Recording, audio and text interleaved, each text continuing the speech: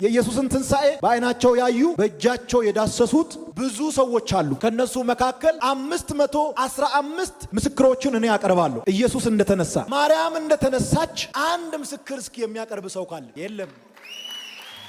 ኢየሱስ ከሞት ከተነሳ በኋላ ለሁለት ኤማውስ መንገደኞች ታይቷል። የት? ሉቃስ ወንጌል ምዕራፍ 24 ቁጥር 36 የተረጋገጠ ነው። ሁለተኛው ለመረጣቸው ለ11 ተከታዮች በተዘጋ ቤት ውስጥ ገብቶ ታይቷል። የት? ዮሐንስ ወንጌል ምዕራፍ 20 ቁጥር 19 የተረጋገጠ ሁለት። ሶስተኛው ከ500 ለሚበልጡ ሰዎች ታይቷል። አራተኛው ማቴዎስ ወንጌል ምዕራፍ 28 ቁጥር 1 እስከ 8 ለሁለት ማርያሞች ታይቷል። 515 ምስክሮች አሉኝ። ስለዚህ ነው ደረተን ነፍቼ ኢየሱስ ተነስቷል ማርያም አልተነሳችም የሚለው። ማርያም እንደተነሳች ምስክር አቅርቡልኝ ስላልኳችሁ የሚቀበለው ምስክር አለ። ከመጽሐፍ ቅዱስ ከሆነ እንግባባለን።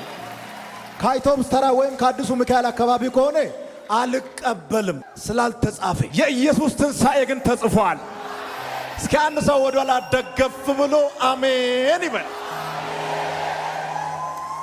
ኢየሱስ ያለ አጃቢ ነው ከሰማይ የወረደው። ያለ አጃቢ ነው የተሰቀለው። ያለ አጃቢ ነው የተቀበረው። ያለ አጃቢ ነው የተነሳው። መግደላዊት ማርያምና የጌታችን እናት ማርያም ሁለቱ ኢየሱስ በሚሰቀልበት ጊዜ ወጣ ብሎ ነው የቆሙት።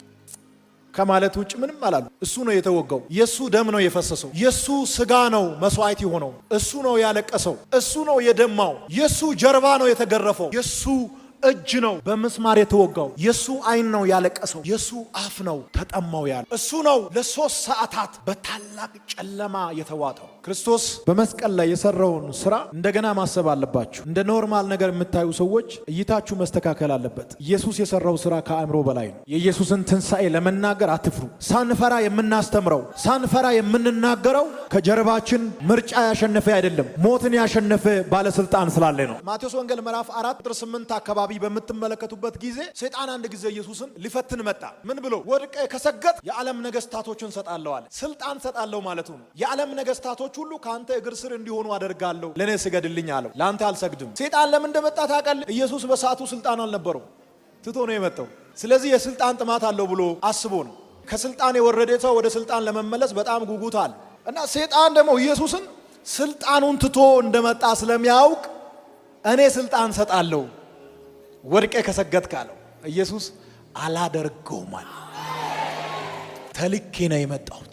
የአባቴን ትእዛዝ ከፈጸምኩ በኋላ አባቴ ወደ ቀድሞ ስልጣኔ ይመልሰኛል። ኢየሱስ ባለስልጣን መሆኑን እኮ እኛ እየተናገረን አይደል? እሱ ራሱ ተናግሯል። ስልጣን ሁሉ ተሰጥቶኛል ማለት የክርስቶስን ቤተክርስቲያን የትም የመትከል ስልጣን አለ። ምድር ሁሉ የሱ ነው። አንዳንድ ሰዎች ያስቁኛል። እናንተ ወንጌል የምትሰብኩ ሰዎች ለምን አማራ ክልል አትሄዱም?